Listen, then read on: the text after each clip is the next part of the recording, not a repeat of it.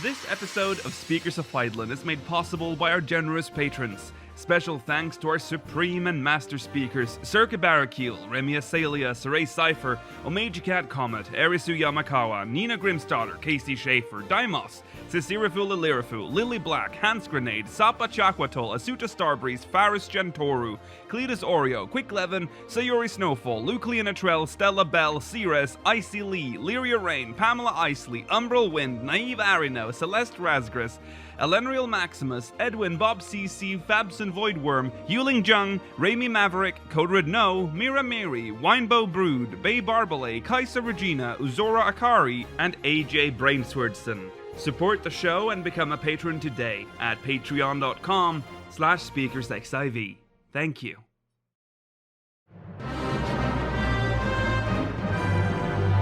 This is Speakers of Eidolon.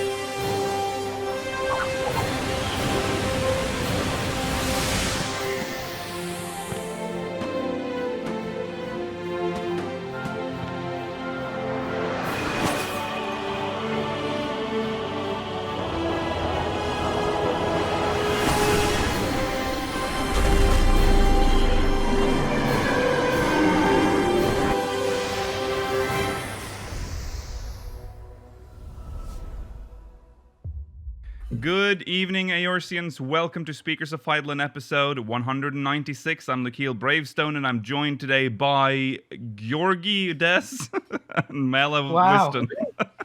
Wow. Maela Vanadar and Georgi Whiston and Maela Vanadar. There we go. I did it. No.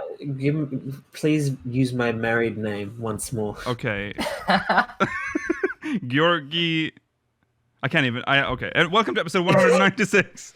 Today is May 23rd, 2020, and it has been a quiet week this week as well.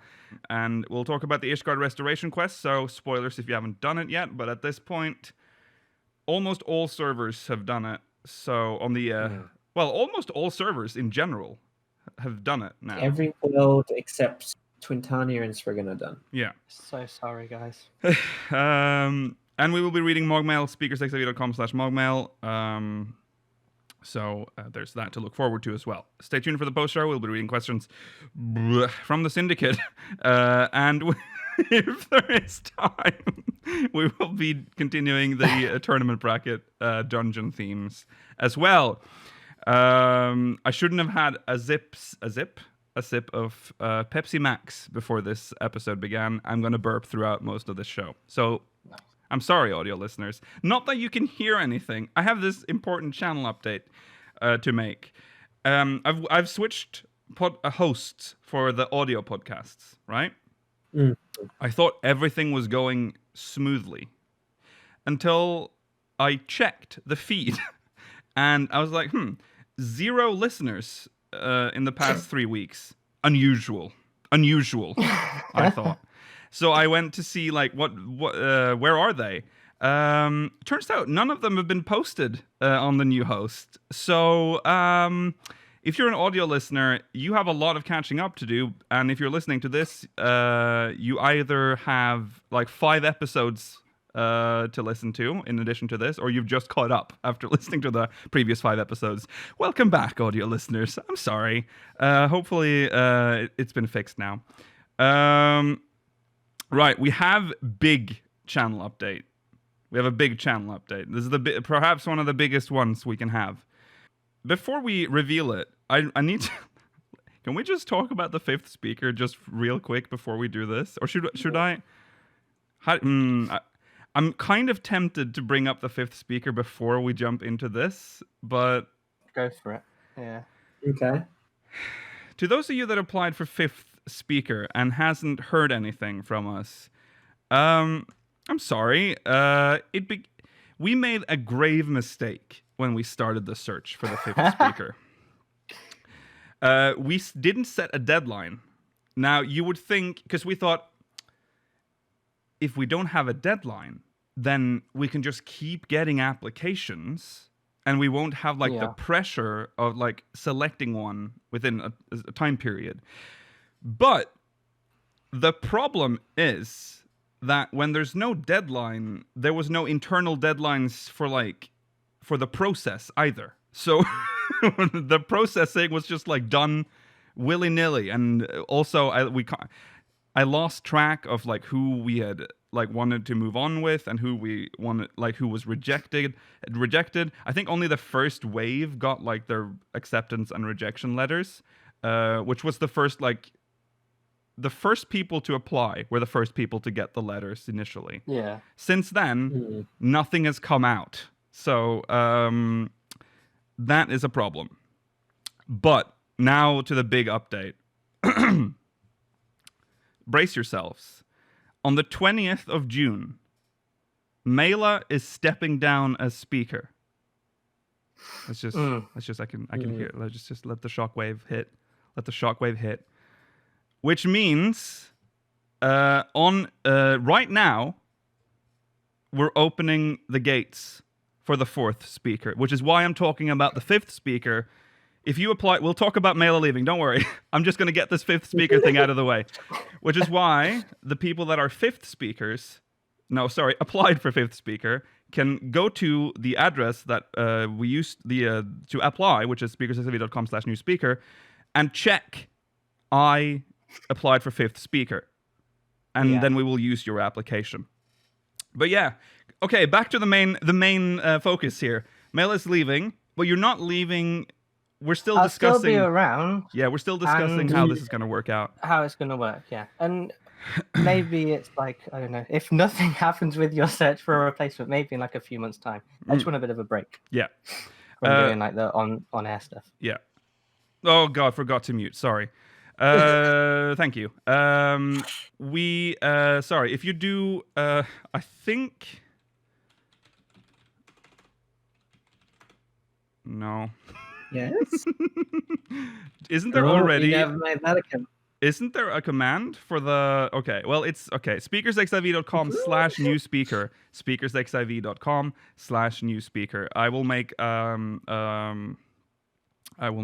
command for it. Yes. So like I said, Maela will be. If you haven't, if you've done the math, you will know that June 20th will be episode 200. So Maela will be leaving on our anniversary episode. But still, okay, so let's make it clear, this is not you're not completely disappearing. You'll just step down as like main speaker for a while, at least for a while. Yeah. I'll just not be on the podcast for a bit, and you know, who knows about other streams and stuff. It's just to get out of being on a set schedule for a while. Yeah. Just so I can have a breather. I'm doing this because I've been doing it for so long. Yeah. Maela's been here since 2017. So, yeah. Also, speaking of the 5th speaker, that spot is still technically open.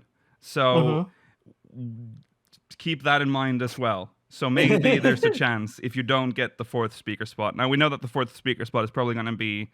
I'm assuming I don't know, but there might be a lot of applications. But we're gonna now that we have a deadline. The deadline is the 200th episode. So by June 20th, that's when we close the applications. Hopefully, we'll be fast with this process because this is a process we're used to. We've done this before, 2 times before. So this will hopefully go faster, and you'll get a reply relatively quickly. Will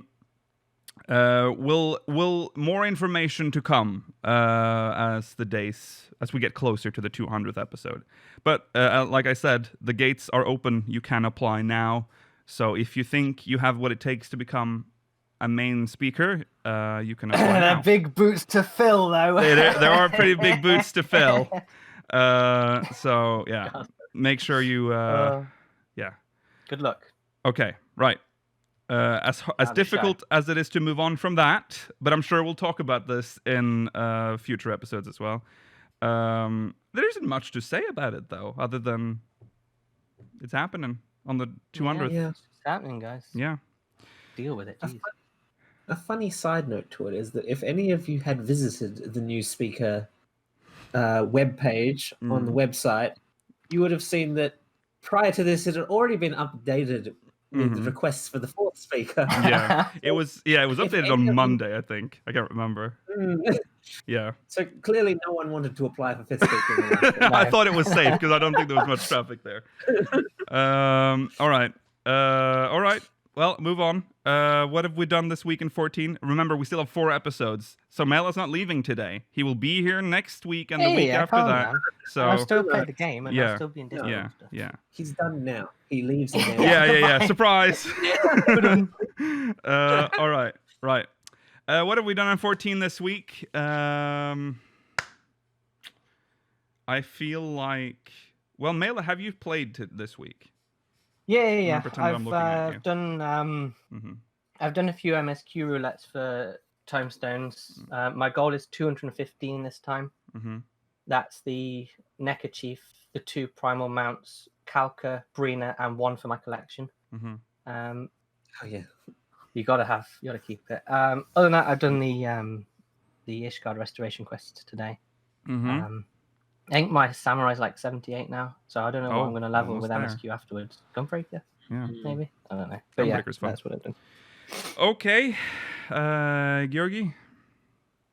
Well, I've been leveling Gunbreaker on both of my characters and collecting Mog tomes, and that's about it. Because there's not much else to do this month in game. No. Yeah, I've done pretty much the same. Leveling Gunbreaker. That's what I do for What the is tome. this era of Gunbreaker? It's just the I mean, class. it's a good class. Yeah, I had that was the only class I had below 70. I was like 62, like when I started last week. Now I am 74, so Nice. I'm almost done. And then I've done nothing else. I think it's mostly just that, and whatever I do on stream though, which is roulettes. Okay. Let's move on, I guess, to recent events. Believe it or not, there is stuff to talk about. Let's jump into that.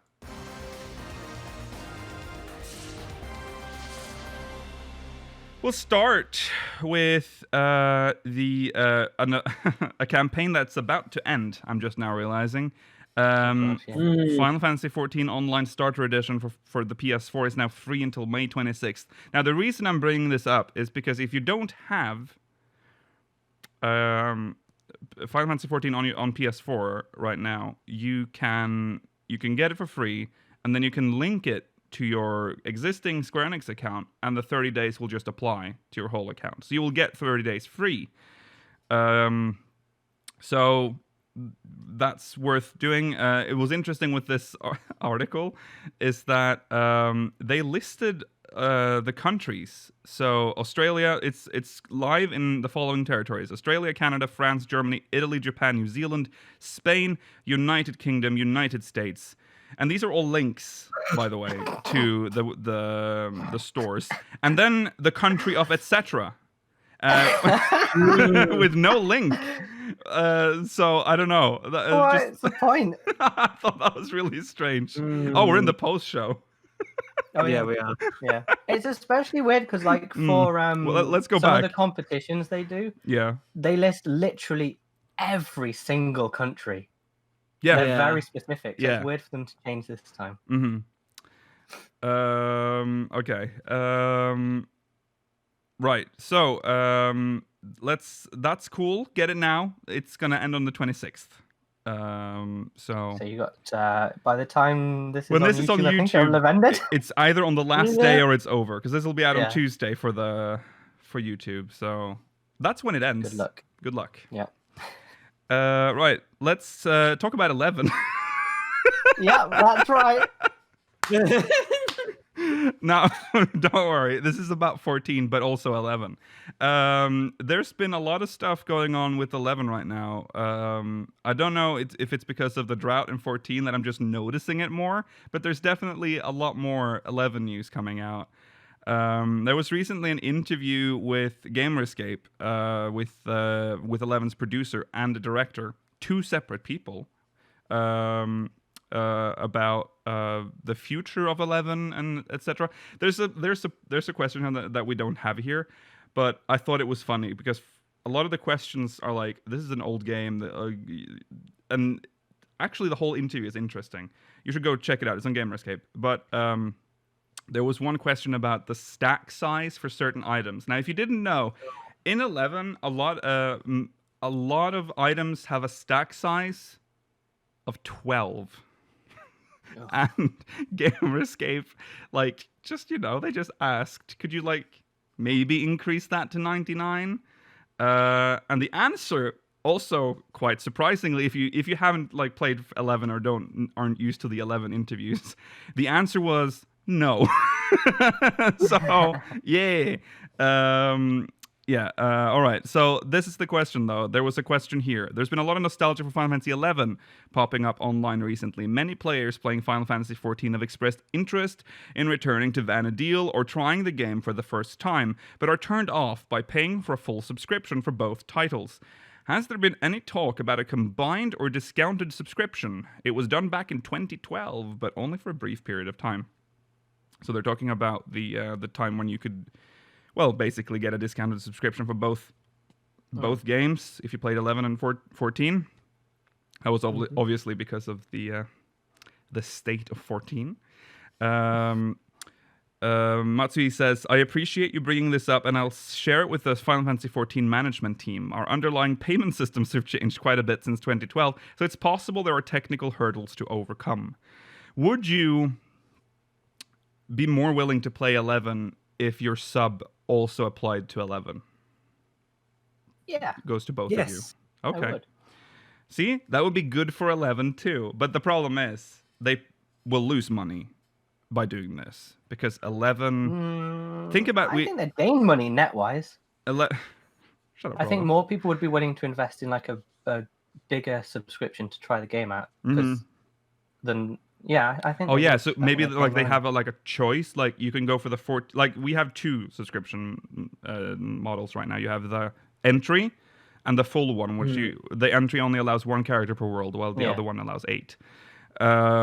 Maybe they should add a third one where they include like 11, so 8 characters and 11. That would be interesting. But there's also like the problem with 11 where you have to pay for each character. You have to buy a character slot that you have to pay for. Rent a character slot. That's a feature they really need to maybe abandon in this year of 2020.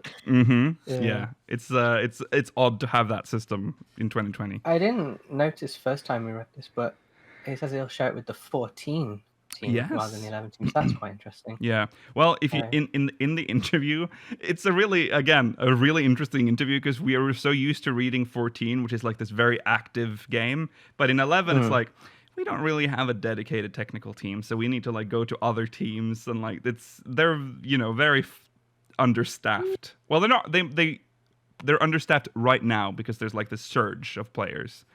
Because remember, 11's been on maintenance mode for a while. Yes, go on. I wonder how many 11 players there are that don't play 14 or have never played 14. That would be interesting to know. I remember from when 14 came out that there were people in the 11 community that just didn't see the point in moving to another MMO. So I'm sure there are some, but would be very few because remember when they made it so that 11 players could play 14, most people dipped their toes in the game. Well, that's 1.0 though. I think the number is higher for a Realm Reborn that didn't jump over probably. Because people that play 11 look for the 11 experience, and you definitely don't get that in 14, and vice versa. No, 14's a post-WoW MMO. It's got that feel to it. Yeah. I will say the 11 experience is a lot of the reason why I don't want to play 11. Yes, I agree. You know what I think though? A game without a user interface. The game has a user interface. It's just it's got a lot of it. It's actually got a lot of it, and it's very difficult to get to them. I think that's the features of the interface are convoluted, but you can get that cleaned up. Choice. That's true. But then again, when you both played it, you didn't play it with Windower, and I've said this before. People consider that like to be. It's so canon that the devs use it. Yeah. All right. Well, I understand that. It just annoys me that it's not actually just the game. Yeah, I know. I think they just gave up because Windower was like so far advanced when they like finally like realized that all of the community was using it that they why not? Why let them use it then? We don't need to add these features. There's not even an EXP bar visible on screen, which to me is, now that I think about it, quite annoying because you have to go to there's 5 steps to check your EXP bar. Back then you didn't know better. No, that was just. Yeah. Yeah, it's more realistic because no one knows how close they are to the next level. That's true. Okay, right. Let's move on. There's some new information that's come out from a live letter rerun that's been translated by the Reddit Discord server. I'm not entirely sure. So is this live letter reruns with commentary? Or I believe they're just the verbatim live letters that have been rerun. Yeah, but I want to know where this news comes from then. Yeah, because this is news. But it was from what I can. This is obviously in Japanese, so it's like from the FF14net website, which is the devs post in the YouTube comments. Oh, there you go. Yeah. I saw the YouTube. Yeah. All right. So we have some news for you. I suppose. Here you go. Thunder dot management on Black Mage is considered an essential part of the job and won't be going anywhere. There you go. That makes sense. It gives something to do during the Blizzard mana regen phase. It's fine.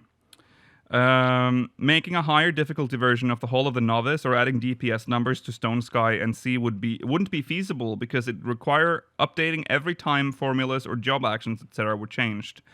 Also, people would point out if the numbers differed from you know what. Okay. So I understand the Stone Sky Sea thing. Well, I understand their argument for the Stone Sky Sea thing. How does that relate to the Whole of the Novice? Yeah, this is a classic like deflection tactic. Like they don't want to talk about that. They wanted to focus on DPS numbers instead. Yeah, they didn't. Yeah, that's true. Well, because we know that they're never going to add the DPS numbers. That's just isn't going to happen for the reasons that they specified. I don't know why you'd need to know anyway. Like, all it is if you beat this in the time, you have sufficient DPS to do the fight. Yeah, that's true. Okay, graphics engine update isn't possible with the current schedule, and it would definitely be a demerit if they had to demerit, and it'd be a demerit if they had to make less graphical assets because they were updating the engine. I mean, we're already losing content right now, so yeah, or at least it feels like it. Yeah. Yeah, I'd be interested to know, like, genuinely how many people would be willing to to lose a patch for an engine rework for the game to be less spaghetti. I would. If during this period, instead of, because we've obviously got no content, they were just remaking the game, I'd be happy. Yeah.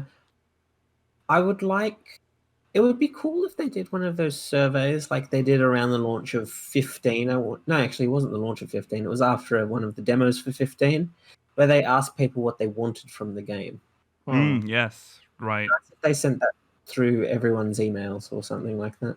Yeah. Or even on the launcher, they have like something that says, please click here if you want to answer questions about what you want from the game. Yeah. I mean, obviously, this is probably a big task, but, well, I don't know. Yoshi P's recommended classes for beginners are Conjurer, Lancer, and Pugilist. What? I disagree with this. Why is there not a tank, and why are the DPS Lancer and Pugilist? Yeah, I disagree with that. I think it would. I think my beginner class would maybe be Conjurer, Paladin, and Archer. Yeah, that's what I would consider as well. Mm. I would go either Archer or Thaumaturge, maybe? Possibly. Although maybe long cast times might put some people off. But Pugilist is quite like intricate. Complicated. Yeah, once you get to like monk, shit gets like quite even complicated. early game, having the different forms and stuff, definitely more than say an Archer. Yeah.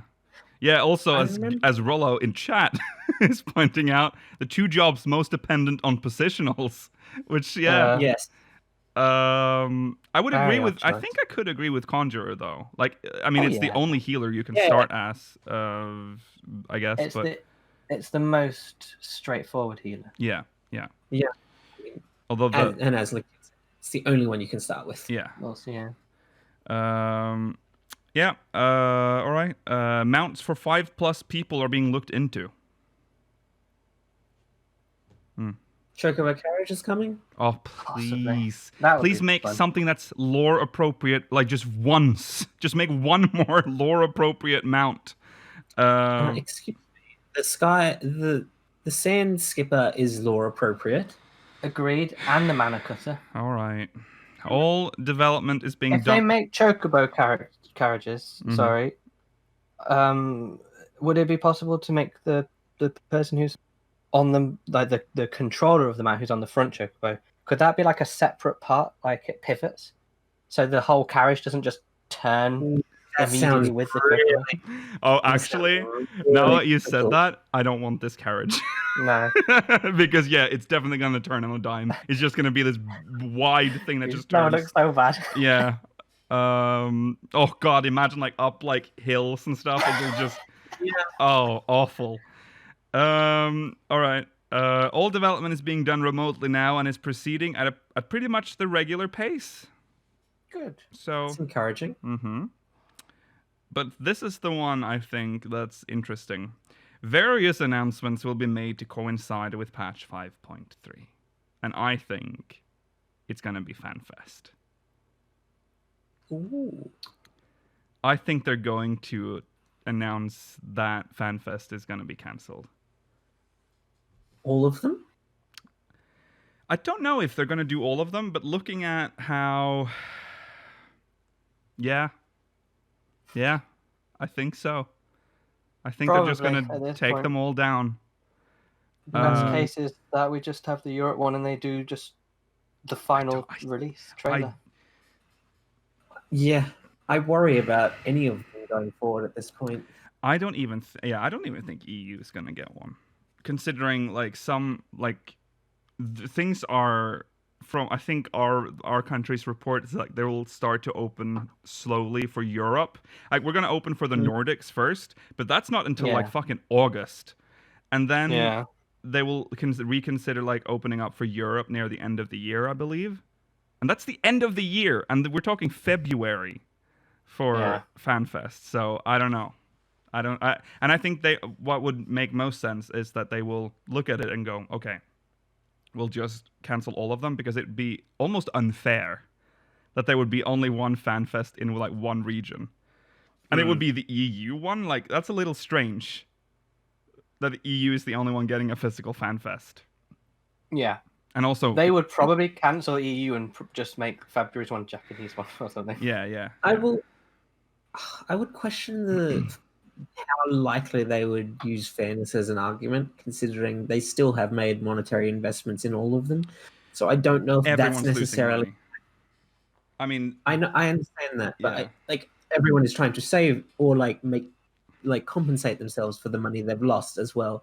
Yeah. So, but I wonder how much fairness would have come into their decision. Oh yeah, I don't think so. I don't think.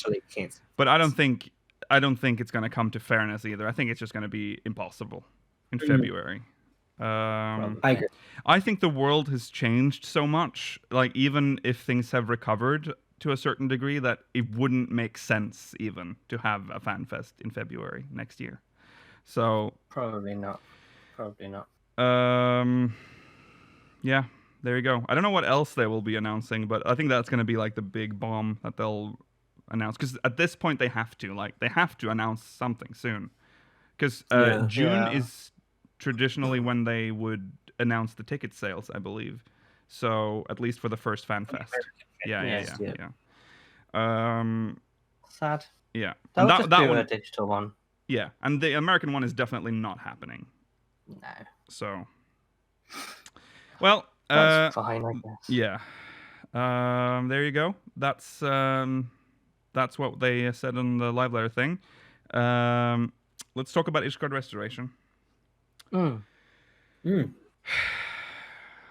What? Well, first of all, let's talk. Okay, let's introduce this. So, Ishgard Restoration is complete on, I will say, almost all. There are 2 smaller servers that haven't completed, Spriggan and Twintania on Chaos and Light. But other than that, all other worlds are done. After we've completed Ishgard Restoration, you get a quest chain that will unlock. I say quest chain; they're actually separate. But you have to complete the first quest to unlock the others. There's. Should we go through the story? Are we gonna do this? Are we gonna do this like with the MSQ? Where I think let's go through the story, but let's just preface it with there will be obvious big spoilers. For Ishgard Restoration. Yeah. Because we can't just dance around it. It's a small and very specific story, but we might as well just talk about what it's about. Yeah. I don't think I need to sound the spoiler alarm here because no. But if you've not done it yet, if you haven't done it, when it goes on to the main story thing or whatever. Yeah. Okay.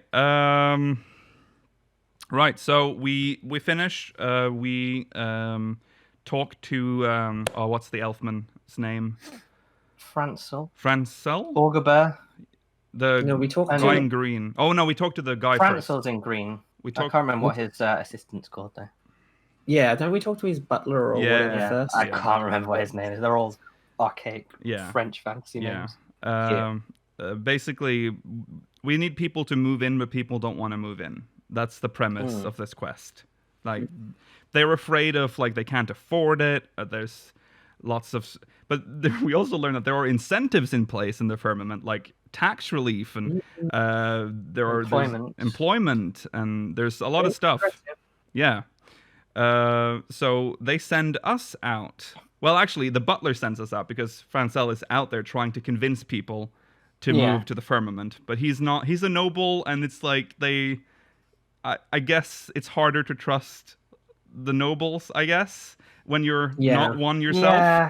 Well, a lot of the people who are being convinced, the people who are supposed to move in first are the ones who have had their houses burned or whatever. People from the Broom, and they're poor. Yes. And they're a bit like, well, I was already poor. Why would I be able to afford? Why are you giving me this burden? Yeah. When you consider the 1,000-year history of Ishgard, understandable that they may not be initially as trusting of nobles as the nobles meant to be. Yeah. So of course we step in, and I think we're given choices of what to say. Like, there's tax reliefs and there's jobs and whatever. Yeah. I think they'll join regardless of what you pick. But hey, here you go. You can pick what you want, and you'll convince this woman and her child to move into the Firmament. We'll get back to them later, won't we? These are the same people we'll get back to. Yeah. They are the same people. Yes. Now, as you return, now he's like, oh wow, you can really convince people to move in. So you need to do this more, please. He gives you 3 missives to go out to: a woman from the Jeweled Crozier, someone from the Forgotten Knight, and some guard from the... I can't remember what the knight's place is called. Yeah. I something. forgot what it's called as well. Where Emmerich lives. Yeah. Yeah, where he lives. Yeah, so, and you convince them... Well, one is, on the fence, right?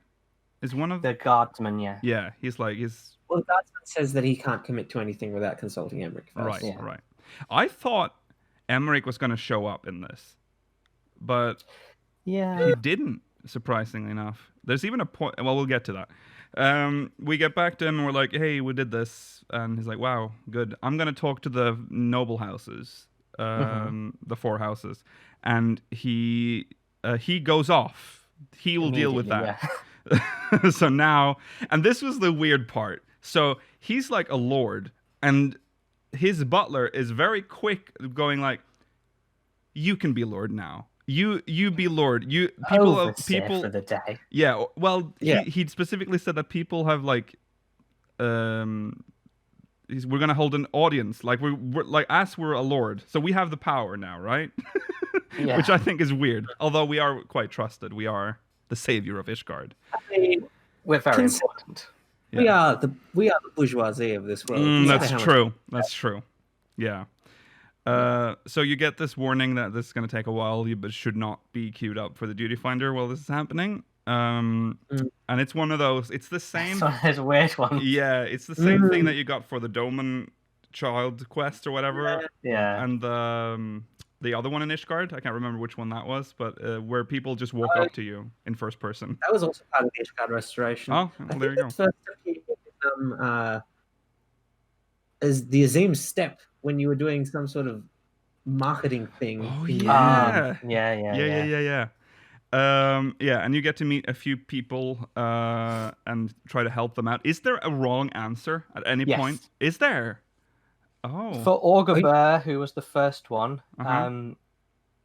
I sort of spaced out what he was actually asking, and I thought, I said, "Oh, I've got some dragons that could help," and he's like, "That seems a bit much," and it said, "Your advice was not helpful." Oh wow! But then on all the others, I got it right. Yeah, because I got really stressed in the beginning. I'm like, oh god, there's gonna be like a gauntlet of people, and if I just fail one, it's over. Yeah. So, but I got everyone right. I thought that, and I thought at the Yeah. end, everything must have been right then. But Yeah. okay. Yeah. Well, then at the end, you meet people you've seen in the Firmament before, I guess. Yeah. There's And also Hilda this. comes along. Yeah, Hilda comes along at the end, and that's when she mentions Emmerich, and I thought, well, where is he? why aren't we getting Emmerich here? So you do all that, and he comes. Francel comes back and is like, "Did it, boys? All the four houses Got are help from yeah, which is very rare. That hasn't happened in a long time in Ishgard. So now, I think, what happens next? Oh, this is when the next part of the quest begins. So now you've sort of completed that part, and now there's this like a child is like screaming and comes into the Firmament and is like, "My mom's been, she's being." They've taken her by an Inquisitor has taken her away. Right, an Yeah, yeah. Inquisitor. And they're And you outside have to follow her. the gates. Yeah, they're on the steps of faith, I guess. Yes. Or whatever. Just Um, outside the gates, at least. What is the gate called? It's called like the Gate of the Worthy. I can't remember. It's called something like that. And there are two dragons. And just chilling. And Gates of Judgment. Is that what they're called? Okay. Yeah, sorry, Gates of Judgment is what it's called. And there's two. Yeah, there's one big green dragon Yeah. and a small red one. And obviously the Inquisitor is... I mean, I support their reaction, first of all. Let Yeah. me just say that. There are two dragons just approaching the gates of Ishgard out of the blue. And the Inquisitor is like fending them off. But what happens next is quite rough. Because apparently this green dude is the woman... So in the beginning of the quest with the child is her husband. And he's a heretic. And father of the And the father of the child, of course, yeah. And he drank dragon's blood and became a dragon and cannot turn back. Yeah. He got help from this red little dragon, and together they Supposedly got back to Ishgard. He claims that his transformation was particularly long and painful. Yeah. Yes. Yeah. Because most Ishgardians turn instantly into a dragon when they dragon. And if you have done I want to say the machinist level 70 quest. Yeah. Yes, you can also say that they can turn back. Yeah. But this one seems to be locked in his that noble woman form. Mm-hmm. Yeah, he's like an outline case. I found it a bit far-fetched, but it's fine. Yes, yeah. Like he was just talking in a normal voice, just like, "Hey, it's me. Yeah. I've come back for you, baby." It's like, And she's just like, what? Are you sure? It's like, was it like Marcel Loire or something? Yeah. An deal. Yeah, and the little one, the little red one, is from Ratatoskr? What's it called? Gullen Bursty or whatever. It's Gulen. Yeah. related to her or him, and that's Ratatoskr's line. Yeah. Yes. So the Inquisitor, being an Inquisitor, is like, now you're a heretic, and now I have to kill you and your family. Yeah. Because your family isn't. Fair enough. Yeah, your kin has to die as well. Because you're committing treason, which isn't the law anymore. You can't just do that anymore. No, they Francois says they have to be.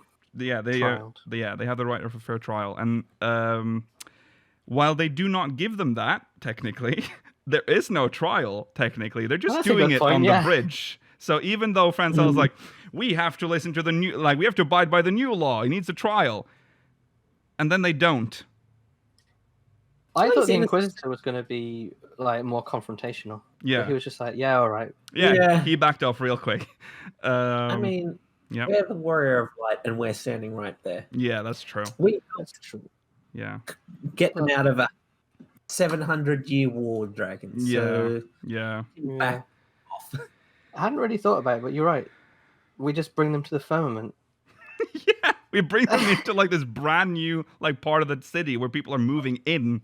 It's a very dangerous thing to do if they were dangerous.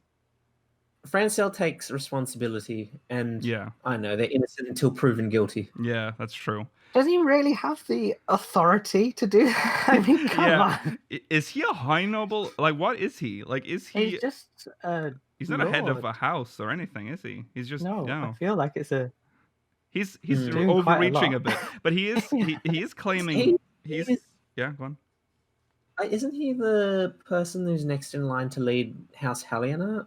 I think. Oh yeah, I think he might be though. That's true. He's also in charge of the Firmament, so I suppose, and that's where he takes him. He doesn't like lead him to like the Forgotten Night or anywhere in like actual Ishgard proper. Although we'll get to that soon. We do bring a dragon into Ishgard proper, an actual dragon. Yes. So we convince them to keep them or to not kill them, and in fact bring them into the Firmament. Where we learn more about what he did. He sided with Lady Iceheart, of course, which is why he drank dragon blood. Pretty shit thing to do, I must say, all in all. Like, he abandoned... Like, they're in the middle of the war. I mean, they have lost everything, though, to be fair. They lost their house in a fire. Well, there's two things he hadn't lost: his wife and child. Exactly, and go on. His logic was that he wanted to, like, he thought this would be the best thing to do for his family. Of course, that didn't. It's very roundabout in that, like, he's abandoning them for the short term and seemingly the long term in the end. Yes. Because of the transformation taking so long, I guess. By the time he was a dragon, it was over. Weak. So what I got from this is that he took a sippy of the blood, and he seemed to be in this transformation process the entire like war part. Mm-hmm. Yeah. By the time he'd turned into the green monster, it was over. He said. Yeah. And he never hurt an Ishgardian citizen or whatever. No. Maybe we'll learn more about that, and it's not true, but I don't know. Yeah. Oh yeah, that's true. But he talks about his previous life and what he did when he was a human. He was a craftsman. I was also a bit... Speaking of that, he says craftsman. And I thought, all right, so like carpenter. But also apparently he can make medicine. He can make ointments. Was everything. He's like everything. He's a jack of all trades. Yeah. So that becomes the second part of that quest, is to try to give him a purpose in Ishgard. His wife and daughter does not want to talk to him at this point. No, his wife does not want to talk to him. Specifically his wife. So we're trying to give him something to do in the Firmament, and we decide to like try to see if he can do some crafting. This is the interesting point. Maela, you can point out what happens. Point out the thing that you discovered with the... Oh yeah, so during the quest, and just quickly before, I think at this point those two, the old man and the young man, come along and say, "Oh, there's a dragon here," and like, ugh, this is bad news, bears. You know, my back hurts because of fighting dragons, and you killed my daughter, you killed this. Yeah. So there's confrontation first. But then, the idea is he will craft something for them to be happy and like show that he means peace or whatever. Yeah. But yeah, the dragon goes off to collect some herbs, and he says, "I need 2 pots of cream yellow dye. You can either craft it or go to this woman to collect it." And I'm like, you know what? I've got loads of yellow pigment. I'll craft it. No, it's not a crafting recipe. You can't craft it. You cannot craft it. So you have to go to this woman and buy it. So yeah, it's really strange that they would put that in. See, Nikhil and I didn't realize this because we were lazy. And we decided to just buy it. Yeah, but I remember thinking, I'm that's cheap. neat. He's mentioning that you can craft it. So they just picked one of the few dyes that you cannot craft. I know. So that was funny. I wonder if that's like a legit like mistake. Like they didn't remember that yellow cream dye is not a craftable one. Because I would think if I was a dev, because I can imagine how this went. They were like, just give them some basic like A Realm Reborn dye, and they can craft that easy. But that is unfortunately one of the few that you cannot craft. There's only 2 craftable yellows. Yeah, that's true. That is true. And they fucked it up. Why did they even pick yellow? Well, we know later because I think he used them for So we make he takes the stuff. He makes, I think it's like what does he make? Eating utensils Yeah, eating for the utensils old man for because the he's old got man. a big family. Ointment for the man with the bad back, and then No, he had a scar clothing. on his nose that would like flare up when it was cold. It was on his back. Oh, was it on his nose? Oh, was it on his he back? Had a scar, yeah. Oh, it was on his think it was on back. his back. Yeah, sorry, it was on his back. Yeah. I just remember he had a scar on his nose as well. I hate. Can I just say that I don't like that scar, the one that goes across here, because it looks so deep and open. Like it looks like if he like pulled down his nose, he would like open it. Like I mean, if you got slashed across your face like that, it probably would be quite deep. that's true. Yeah. It has to go deep enough into your nose that it hits the sides of your face as well. Yeah, that's probably quite a horrible one. To be Yeah, honest. that's true. Okay. So yeah, he does that, and all the while I was thinking, what the fuck was this dye for? Did he dye the utensils? A lovely creamy yellow spoon. But the wife and daughter returns, and they're like, "Oh, cool." I can't remember what they say when they come back. But he's like, "I've made clothes," and they're like, "Oh wow, it's our old clothes." And well, they're not their old clothes. He's just remade them, and that's where the cream yellow dye went. It's on their clothes. And now Adventuring sweater, quite valuable. yeah, quite And expensive the coat shit. he gives her, that's the is that the Whisper Fine one? Yeah, Quite expensive. Whisper wool. Yeah. Whisper, whatever the fuck it's called. And now they're like, okay, we'll try. And that's the daughter was like, yeah, that's cool. My dad's a dragon. yeah. And she's like, lol. And then the I mother's don't think like, don't think I'm okay with this. But maybe one day I will be. Yeah, that's what, basically. You can come and live with us. and yes, Francel got clothes as well. I was so afraid. Yeah, he got the He got the one thing I hoped he got the wasn't high gonna house get. one. I hate that outfit so much because all the nobles wear them. He's like another one of them. That's true. Well, In, like, that's green. true. Well, that's his color, but also it's better than what he was wearing. His fucking I Realm quite Reborn liked that. outfit. That's true. That's true. But it kind of made him more down to earth. Yeah. But he's not down to earth, man. He's a noble. He's quite down to earth as far as nobles. Compared to is. the other nobles, well, He's a pretty cool guy. except for Edmure, Yeah. my love. Right, and I think that concludes that concludes the Green One's storyline. Pretty much, yeah. Yeah, they go back to the house, and That's the one you get the achievement for. yes, you get the achievement for that. So that's technically the end of that. But now you have opened up a few other storylines. So we'll just start with the one that's directly in front of you when you finish that, which is the Red Dragon. Yeah. Which, by the way, during this whole quest line is very does not care about what the drama that's unfolding in front of it. It's like, oh, get over yourselves. You overthink everything. And now this, I'm not going to try to remember the name because I can't remember it. But Dragon? the Red Dragon. He was called Omdeal or something like that. Omdeal? Like OHM space DEEL, something like that. Omdeal. Girl Dragon. She. She. Sorry, yeah, she. Sorry, I forgot to check her. Yeah. No. Yeah. During the quest, at some point, they say she, so I'm assuming that will just be correct. I feel like this has been discussed. Dragons don't have gender. Dragons don't have sex. They only have gender. Yeah. That is true. Yeah. They want to learn more about the Dragonsong War and of Ishgard. So they want us to take them on a tour. Not a very long tour. I expected this to go on for a lot longer. Yeah. I thought we'd show them all around Ishgard. We showed them like 2 places. Yeah, the first. I'm really glad it didn't go on longer though. Yeah, they were like, yeah, let's go to I want to see the vault. Oh, okay, let's go to the vault. That's depressing first location to ask for. It's suspicious though, right? Yeah. Take one of the most important buildings in the city. That's true. I was thinking that too. I'm like, we're bringing a dragon to the heart of Ishgard. Good idea, Warrior of Light. But yeah, they you get a choice. They ask like, what do you remember from this place? Who did not pick lost a friend here? Yeah. I mean, that is the correct answer.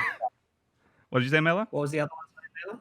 The other option was like, I fought a big bad foe or something. Oh, and right. then, like, Yeah. I can't remember the third one is, but obviously the Yeah. horse front option.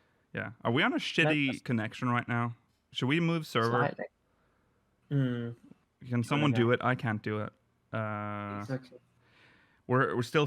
I think we can actually try to go back to Skype after this, which is the most cursed thing I've ever said. But I think we had more stability with that. Yeah, sorry. So yeah, we say that, and they're like, okay, I can see that, because dragons also form pretty strong bonds. Next, they wanted to see Falcon's Nest, which was where they have this. What's it called? Memorial. Yeah, whatever. Yeah, the thing. Yeah. And we go look at that. Also, we should mention that as we leave the vault, there's like this evil child. There's always an evil child in Ishgard. Well, they're giving you the impression that it's an evil child. Yeah. Yeah. Looking at us like ominously. And so we go to Raven's Nest. We look at it, and he's like, oh, "That's very cool." Says something, and then it's like, "Are you noticing that we're being followed? Let's go back." And I thought that at that point, I'm like, "That's really short. That's all we're gonna look at. You get spooked by a child." So the child runs off when we see it. They notice that we see them. They run away. We go back to Ishgard, and that's. I think that's when I can't remember what happened when we're back in Ishgard before the child comes towards us. I think they just said, "Oh, lovely tour, lovely. I've seen everything I need." No, actually, they didn't say that.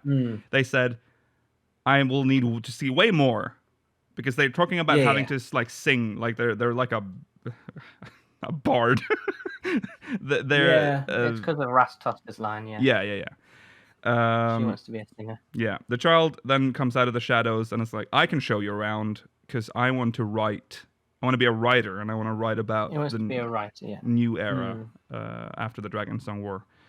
And which is nice. Yeah, the dragon's like, "Cool, let's chill," and that was the end of the quest. Now they are still standing there, so all of these quests end up with all of these characters just remaining in the firmament. Some of them, like, you can still talk to after the quest. So I am assuming that these are going to be storylines that will just be built upon as in following patches.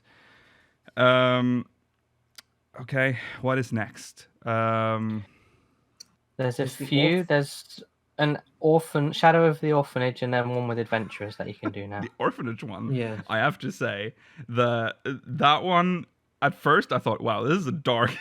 This is dark. Yeah, it put a bad taste yeah, in my mouth. Yeah, Like, I'm like, whoa. There's these like men just staring at children. Like, it's implied that they're like kidnapping children. Yeah. But it turns out, so you find all of them and then you scare them away.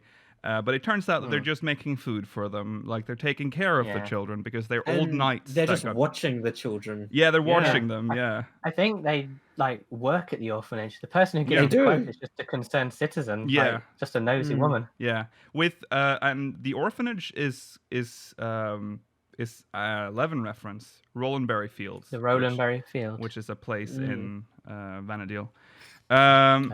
So they're also wearing Rolandberry dyed clothes. That's cute. Yeah.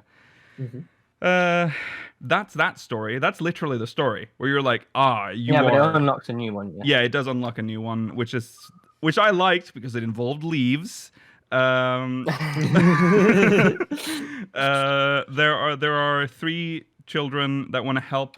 They're the eldest children in the orphanage, right? They're they want to help out in any way they can. So I quickly want to say, I want to bring up the fact that these orphans have very expensive clothes. Yes, they do. Yeah. They do. Yeah. The one, the boy has decided that he's going to pick up a temple leave and do them all on his own.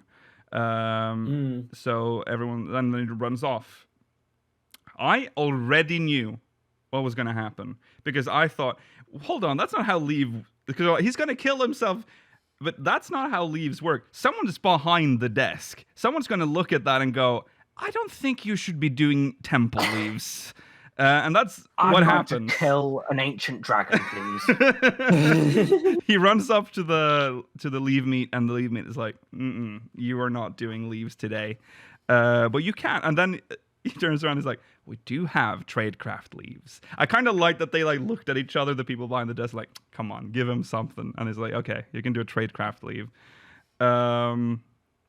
So they're tasked with the difficult task of getting firewood and rope. Well, they had to make the rope.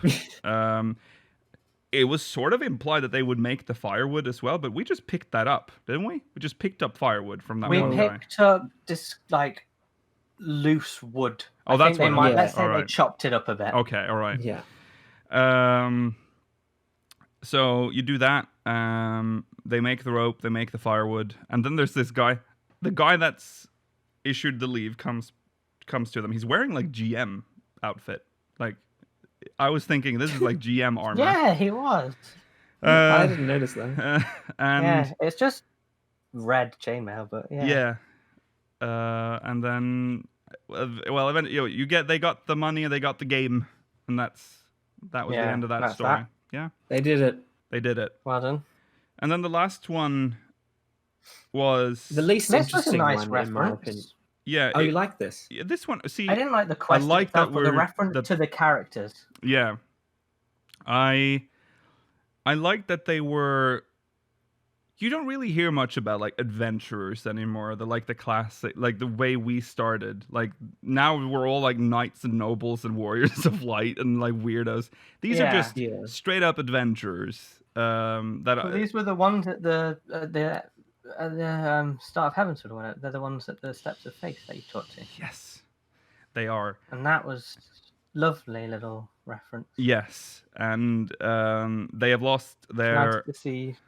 Well, they haven't lost their friend, but the friend that lives in Ishgard does not know that they're there. So we have to go find them. We reunite them, and then someone's like, "Oh my God, please help! There's a big bad in the firmament." Oh yeah. And we are dispatched. This part I liked. To kill it. Felt so sad.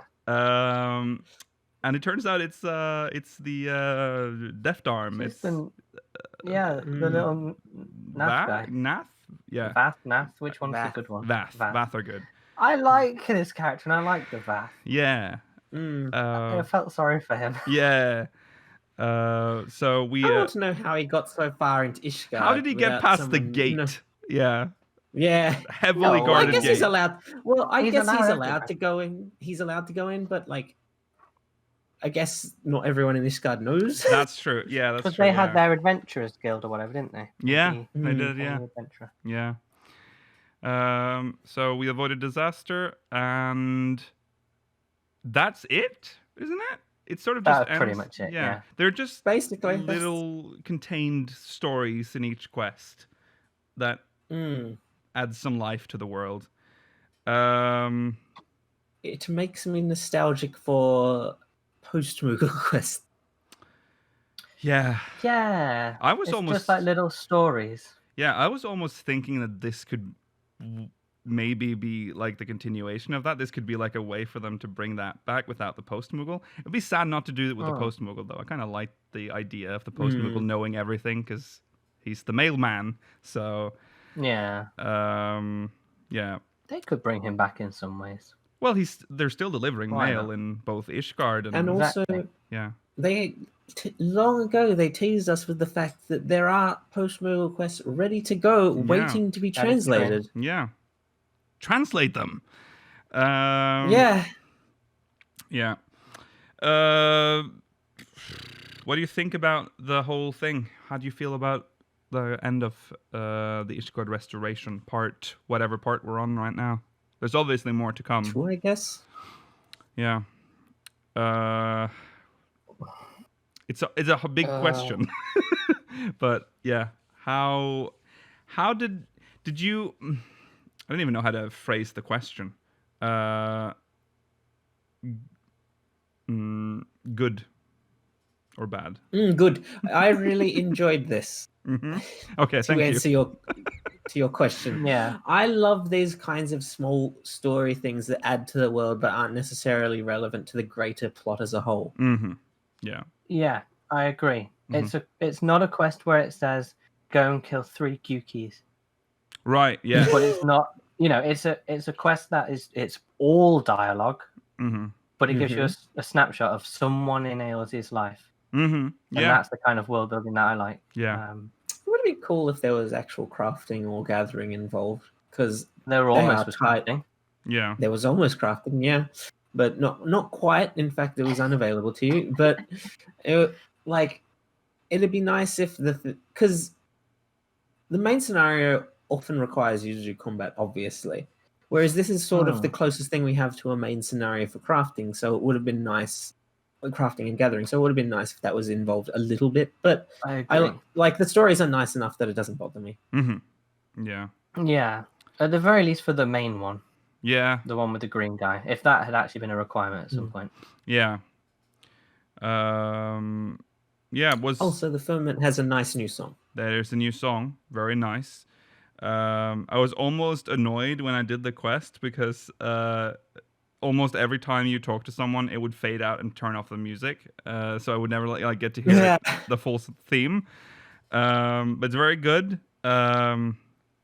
Would you say this was worth restoring Ishgard or the Firmament for? Was it worth the wait, this quest?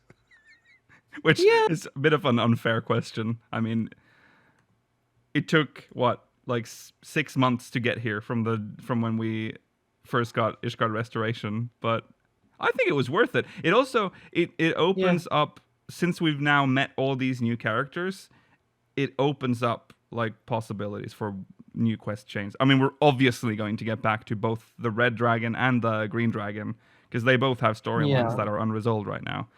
I mean, it was long. It was a long journey, and I didn't particularly participate in quite a lot of it. Same. But the fact that it was a long journey kind of gave us this little boost of content. Yes. Yeah. Yeah. So, yeah, I think it's fine. I really like the quest. Yeah. Really nice. It's interesting because it's kind of a way they're able to time lock something without actually like setting a specific. This will come out on this 0.25 of this patch or something. Yeah. It's true. Okay. Well, we have a bit of a problem.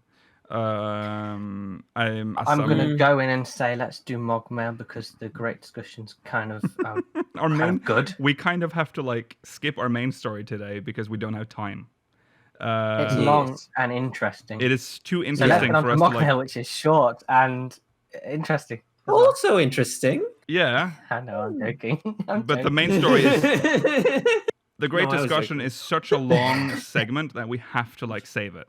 So MogMail, we will read. We have some that we will read, and let's do that now. Here is MogMail.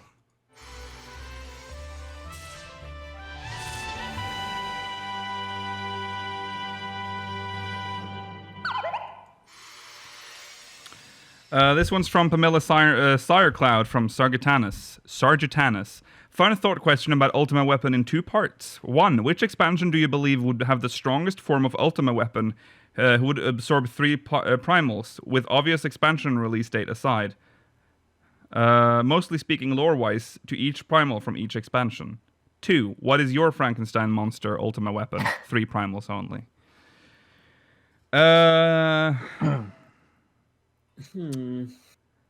All right.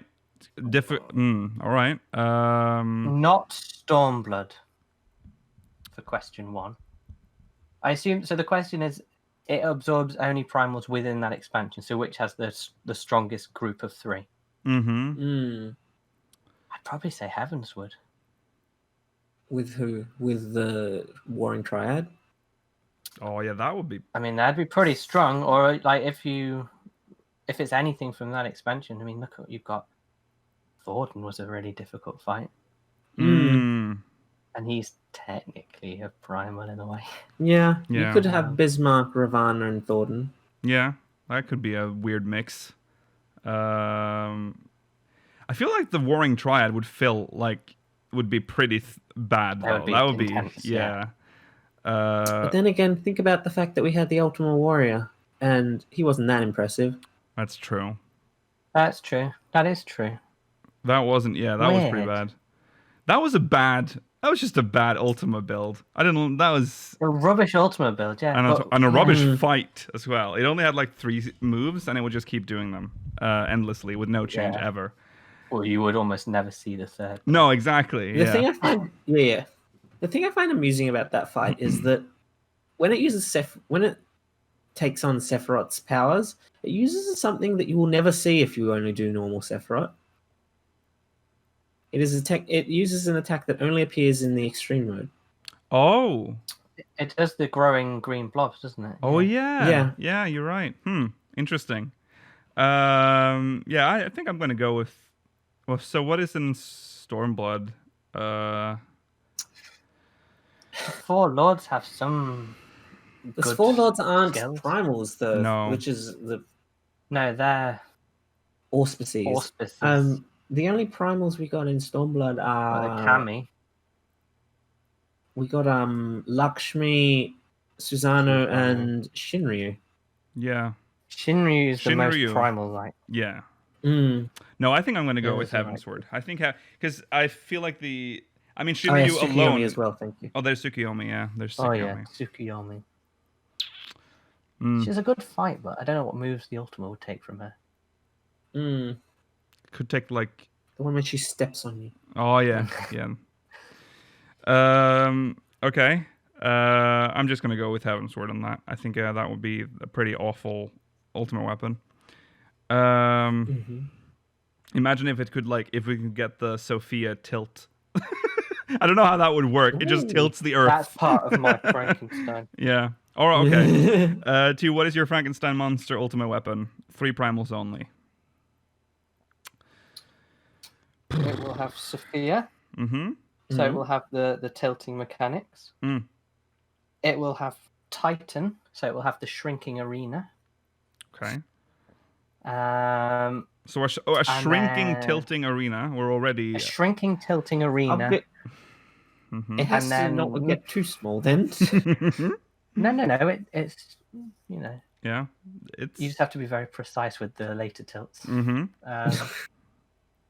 then let's just drop in Shinryu for all the really hectic mechanics and rushes he had.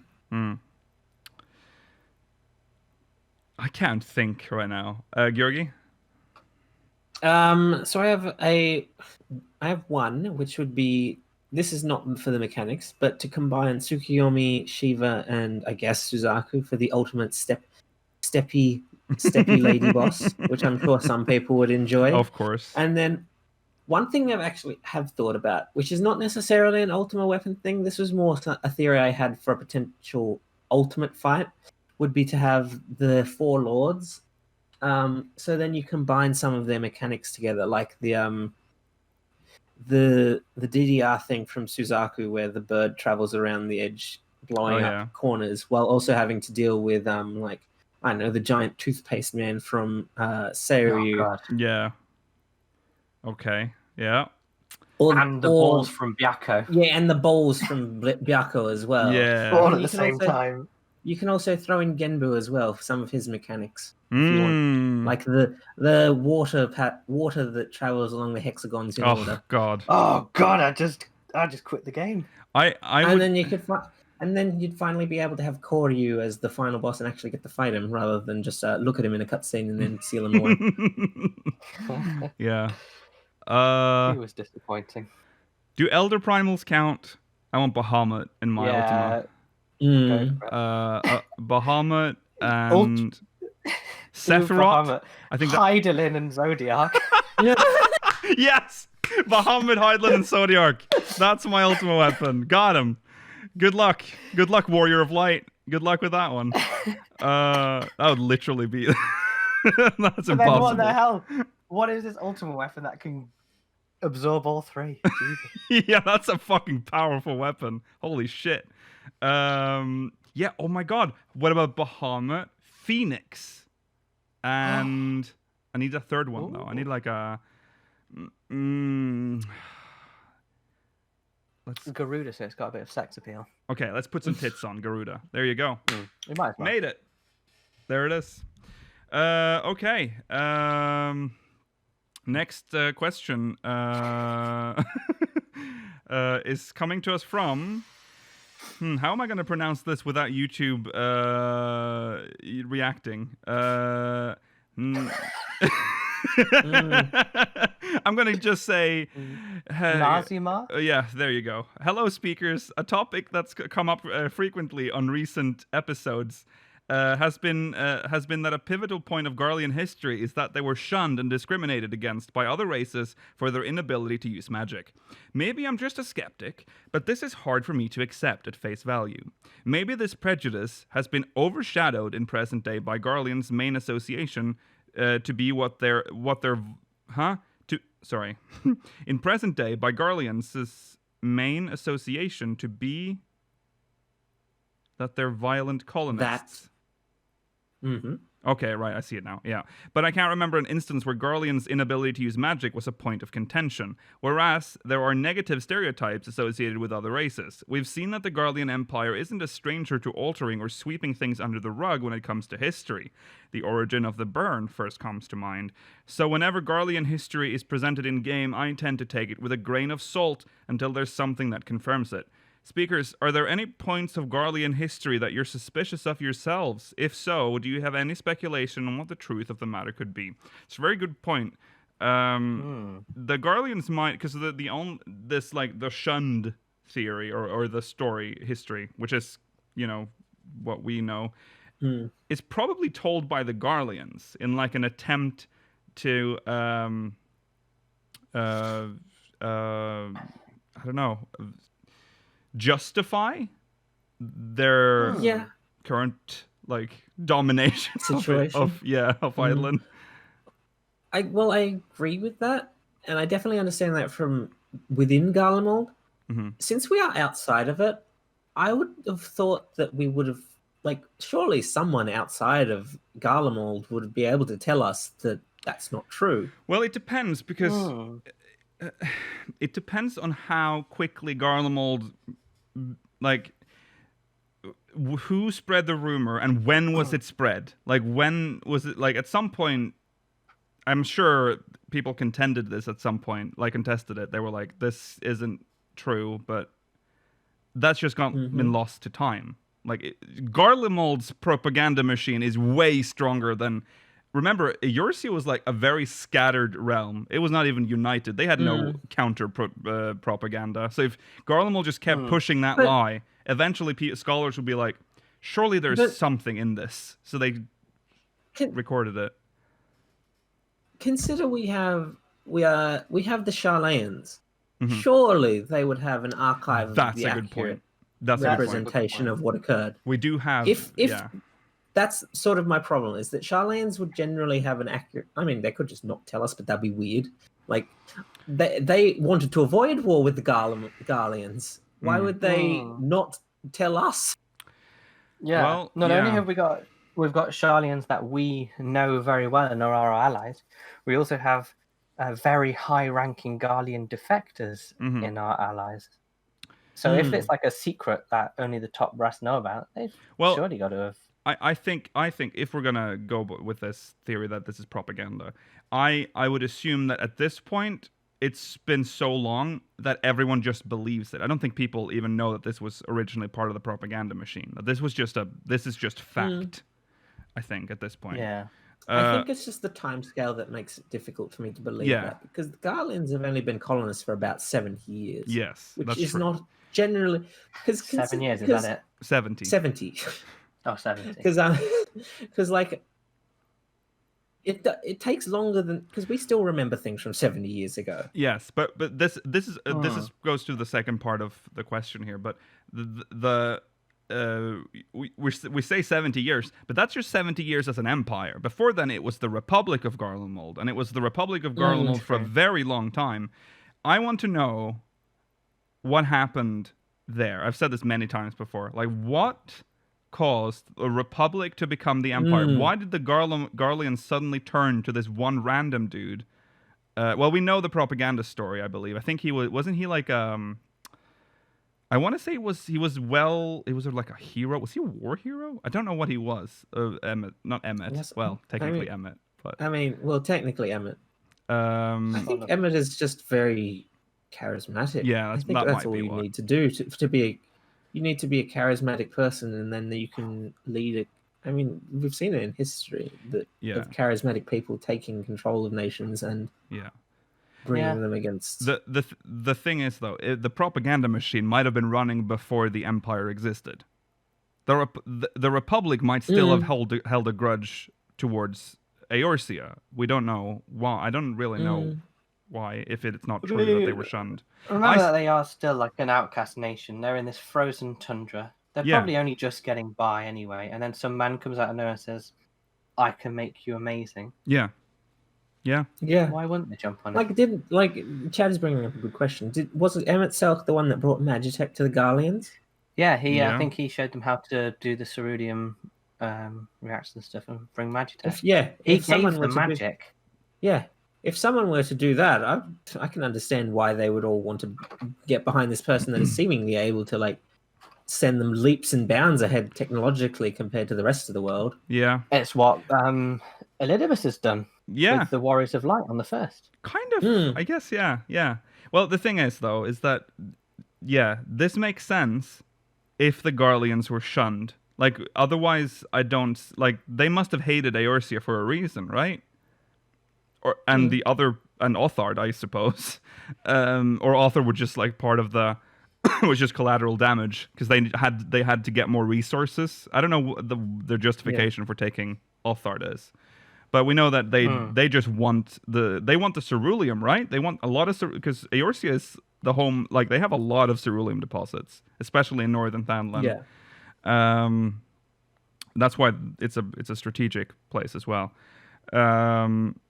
So that bothers me. What? That they have ceruleum? No, that they hold parts in northern Thanlan, like the furthest away part of Eorzea. Oh yeah. Well, they don't. Do they hold? Oh yeah, they do. The fucking. There's a castrum there as well. Forgot about that. That's Meridianum, isn't it? Yeah, it is. Well, yeah, but arguably they don't anymore. The problem is they're just still Garleans around. They can't change because they can't. Maybe change that's the what bothers world. me the most. Yeah. Then, yeah. But still, how did they do these things? Yeah. Well, I still think there is definitely something that happened between Eorzea and Garlemald. I have a hard Definitely, time. something happened. I have a hard time believing that they just lived in unity, and then one day, Garlemald was like, "We fucking hate you. We're gonna take you." I don't quite see how that would happen. They're also like located in very harsh environments, and they would probably. I don't know how mean. That would be interesting. I would like to know like how mean the Eorzeans were. Like, did they like not accept trade, for instance, with Garlemald? Oh God! Is that why they had to like take other provinces? I think we have examples of how mean Eorzeans can be. Look at the Duskwight. That's true. Oh yeah, That is true. yeah. They were really mean to their own as well.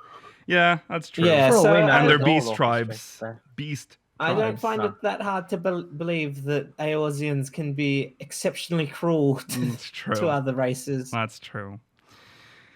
Yeah.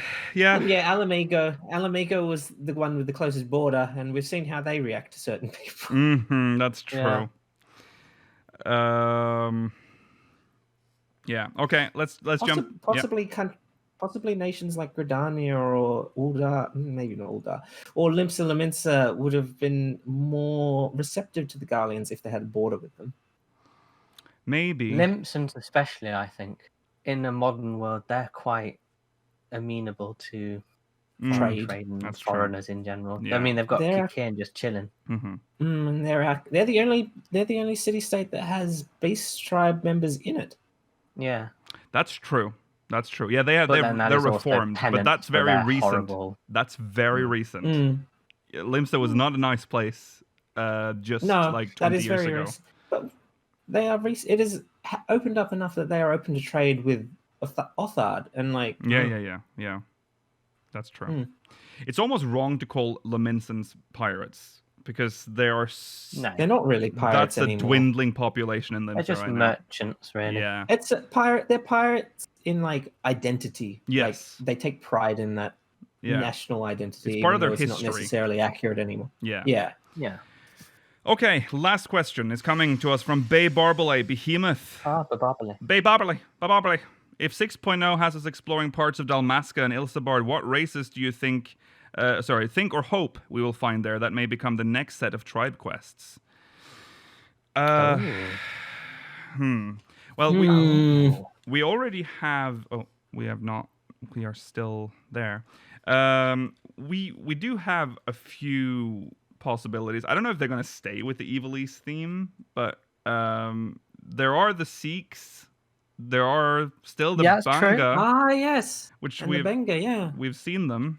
So that's probably two very likely candidates, actually. Yeah. They're very well established and they're already in game. Yeah, because we thought initially we would get the Nomo in Dalmasca, but there are still two other races that could potentially be beast tribes. You are correct in saying that they are not necessarily beast tribes, but that's just because they're not Eorzean, so we never got to be horrible to them. Yeah. But now we've got all the time in the world. Also, it's not like dwarves are a beast tribe either, but they're still part of that type of questline. Yeah. I think we might revert to tribe.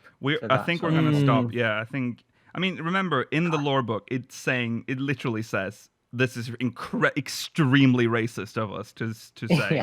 So it's they're intelligent life forms. Yeah. They're like beasts. They have their own societies. And they even speak the common tongue for the most part. So God, it's awful, actually. Yeah, it is. Horrible. It is horrible. We've literally just pulled a Garlemald on them. We're doing the same thing. Pretty much. Oh, yeah. I mean, considering we pulled a Garlemald on them, is it not possible does that not make it easier to believe that we pulled a Garlemald on Garlemald? Yeah, I think so. Yeah. I don't have a clue what beast tribes would be on Ilsabard. Oh, God, I mean, I feel like they exterminated most of them. Yeah, probably. They cleaned up that place. To like come up with a new, like a 14 original race, maybe. Maybe. No, maybe we could have the Ice Lupin. Giants. The what? Because we know that they've got the Lupin. Because we know that they stole a bunch of Lupin from Othard. So it's possible that like we will find a tribe of them that have just like either escaped or whatever, that it just exists in Ilsabard. Mm-hmm. Maybe they can be Arctic lupin and they're white. Ooh. And Yeah. there are also ice giants. Mm-hmm. Let's try that. Yeah. I'm very much looking forward to learn about like the state of Ilsabard, because if it does sound like they have they've not been very nice to their people. It's going to be much more vibrant than you think. Yeah, that's and possible. I think it's also going to be disappointingly easy to navigate. Okay. Well, do you really? Well, I would think it would be easy to navigate, because Garleans are very like. They would make it easy to navigate, right? It's a very militaristic nation. They would have like roads. No, I mean for us though. Oh right. Oh, to get into it. I mean, like we'll go to a village and we'll be just fine. Yeah. Oh yeah, that's 100% going to happen. But I think what's going to happen is that there's Aetheryte that will connect to. Maela, you know what's coming. There's going to be a civil war. Garlemald's going to be on its knees. They won't be able to enforce anything, and they'll be like, okay, I guess just another one part of the civil war walking around. So and then like immediately as the expansion drops, we've already established like 50 bases in their town. That it's already just reinstated democracy in the Republic of Garlemald. I love democracy. They could do the thing that they did in Stormblood a couple of times, where there aren't Aetherites and then we have to install them. That has to happen. I don't think Ilsabard has Aetherites. They might have ancient Allegan ones that are left over or something. They might have been like researching them. Yeah, possibly. Like they might have ones that look similar to the one in Helix. Yeah, yeah. That would be cool. Oh, it would be cool if we unveil the like old Aetherites, and it turns out to be the same design as the 1.0 ones, because they're the original ones, the original build from Charlian. That would be interesting. But they're too small, so they would have to like make them supersized, because now all Isn't Aetherites that what the are one in Camp Riversmeet looks like though? Yes, that's true. The one in Camp Riversmeet is supposed to be a 1.0 Aetherite, but it's like twice the size of a 1.0 Aetherite. It's still the same Aetherite. So they can just do that. They could, yeah, that's true. Yeah. All right, well, that is the show. Thank you for watching, everyone. Sorry we didn't get to do the great discussion, but that's just good, because that means we have something to talk about next week. Remember also to send us MogMail, so we have that. speakersxiv.com/MogMail. Also, speakersxiv.com/newspeaker. Follow on Twitter at speakersxiv, twitch.tv/speakersofidland, youtube.com/speakersxiv, !Discord in chat if you want to join our Discord server if you're watching live. If you're watching on demand, link should be in the description. We'll be back tomorrow, Sunday, fun day. And if you're watching live, post-show coming up. See you there. Goodbye! Goodbye. Bye.